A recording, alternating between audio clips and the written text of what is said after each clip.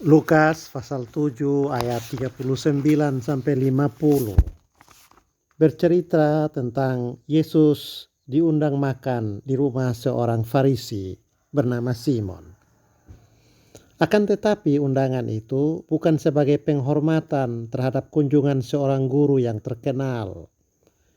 Kelalaian Simon untuk menyambut Yesus dengan cara yang umum dalam menerima tamu pada waktu itu dimaksud untuk meremehkan Yesus.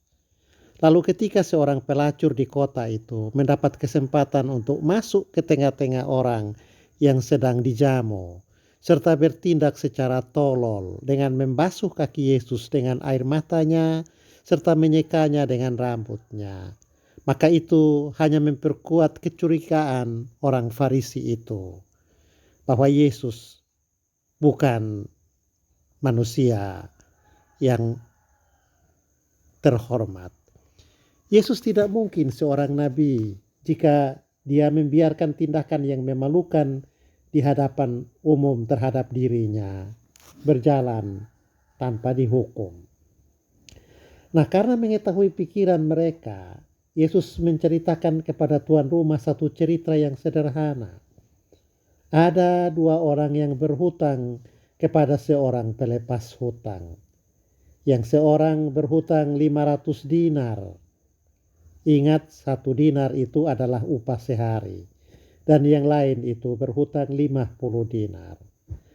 Karena kedua orang ini tidak sanggup membayar, maka ia menghapuskan utang kedua orang itu.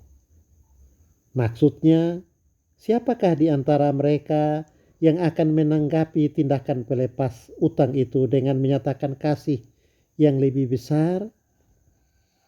Nah, cerita ini tidak membutuhkan penafsiran. Walaupun Yesus langsung menjelaskan maksudnya dengan sejelas-jelasnya. Ada 3 pokok acuan, yaitu si pelepas hutang dan 2 orang yang berhutang. Dan identifikasinya segera diberi. Allah seperti orang yang meminjamkan uang. Pelacur itu dan Simon adalah seperti 2 orang yang berhutang. Perumpamaan ini adalah berita hukuman yang meminta tanggapan dari Simon. Simon berpikir Yesus bukan apa-apa, tidak maha kuasa dan tidak ilahi. Tetapi dengan mengajukan cerita itu, Yesus menunjukkan dirinya sebagai Allah yang melepaskan 2 orang yang berhutang itu dari kewajiban mereka membayar hutang.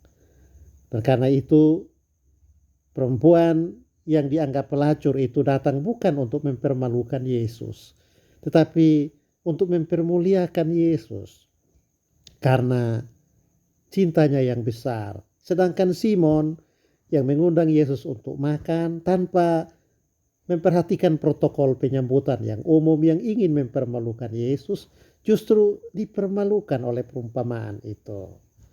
Jadi setelah selesai, Simon merasa malu. Kita lihat di situ begitu hebatnya kekuatan suatu perumpamaan.